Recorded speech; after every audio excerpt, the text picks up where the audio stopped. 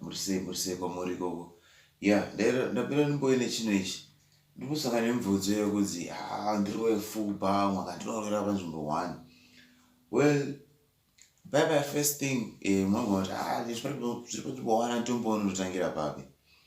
Mwakati pafupha ndichatoona zvakufambira papi. Of course manotsi anenge achitsvagwa, but ndo masame notes anongwanikwa pese. So nyenengai first thing anditi beginners takawanda kunze ukawanda mabeginners. So nyenengai iripo ndekubata ma-chord shapes. You know, first do first thing, and even maths pasina formula. Pantoneta zobata answer. Unoswera makore futhi. So nyenengai iripo ma-chord shapes in fact. So look at first chord ready. So this is A major, right?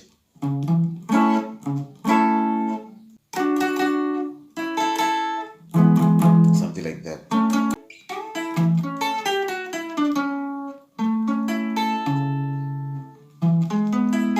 So I'm going to two my shapes. You might go in a passing way.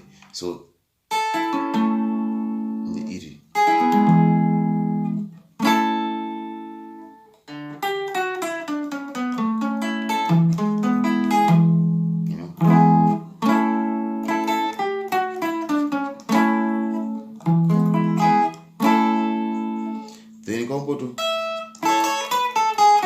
kotongotera manoti ese aripo.